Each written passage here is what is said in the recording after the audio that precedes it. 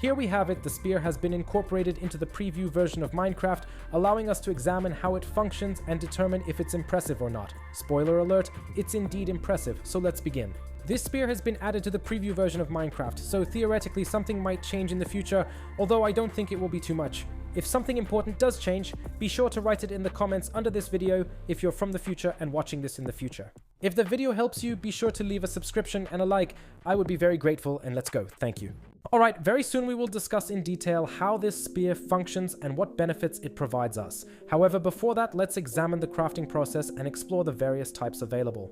Initially, you have the ability to craft it using any material that you typically utilize for creating your other tools or weapons. Naturally, we have all these various types available here, and the crafting process is relatively straightforward. Let's examine it in crafting, and we can even preview it right here. Here you have it. It requires 2 sticks along with the material you wish to utilize for crafting it. Thus, I have prepared the necessary items for crafting a diamond spear here, and I have successfully crafted it. Certainly, we additionally possess its netherite variant, and we have the capability to craft it right here at our designated netherite crafting table. By placing the scroll, the spear, and the netherite material, we successfully obtain the netherite spear.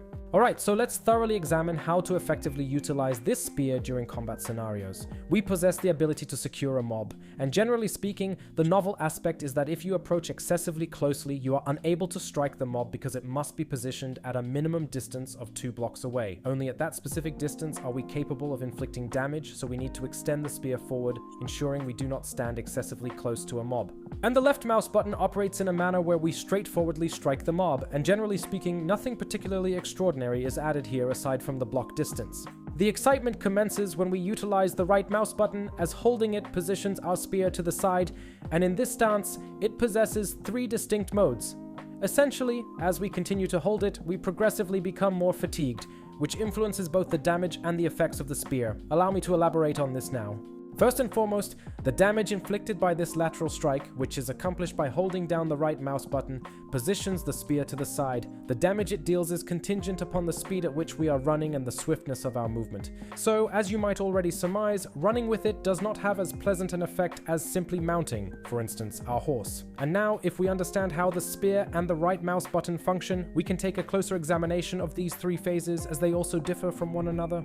For example, let's modify the setting to nighttime to enable a skeleton on a horse to materialize here. Alright, it has appeared. I need this situation to demonstrate the initial phase of our spear. Consequently, I press the right mouse button, and now I am riding. As you can see, I effectively dislodge the mob from the horse. Certainly, this mechanism is applicable to various other mobs and different types of vehicles as well. The essential point is that we have the capability to effortlessly dislodge something from a horse, such as a mob. Thus, the initial phase effectively dislodges a unit from the horse, while also delivering knockback and naturally inflicting damage. Nevertheless, as we transition into the subsequent phase of utilizing this spear, which indicates that it inclines somewhat to the side and we strike the mob, we will not dislodge it from the horse.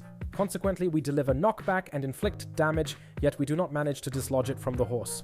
When we hold our spear for a prolonged duration, we transition into the 3rd phase, which is the least powerful. Our spear angles downward, and we merely inflict damage without delivering knockback or dislodging from the horse. The shorter duration you hold the spear, the more powerful it becomes, and then there are subsequent side effects, which mean initially we do not dislodge, and eventually we do not even cause any recoil. And now, having the knowledge of how everything operates, you are aware that you can experiment with it. You can utilize boats, you can employ horses, and whatever else comes to your imagination. You can combine it effectively to inflict substantial damage to various mobs. And now, if you know how the spear works, you also know that we can combine it with other various things in Minecraft, for example with the elytra. And with that speed and a single move, we can easily kill several mobs with one shot. As you can observe, it operates exceptionally well. Now, it is the moment for enchantments, and here you have every enchantment available to incorporate into the spear, but the most significant new enchantment is the one called Lunge. The maximum level is 3, and let's see what this enchantment does. And at this moment, when I press the left mouse button, you'll observe that I am propelled forward. Unfortunately, it does not function in a manner where if we click upwards, it propels us upward. However, it's not entirely unfavorable because if we take a leap and press the left mouse button, it propels us slightly upward. Thus, without leaping, it merely nudges us gently. We execute a sort of leap in the direction of the adversary, and if we press the spacebar, we are propelled slightly further. We perform a vigorous jump forward.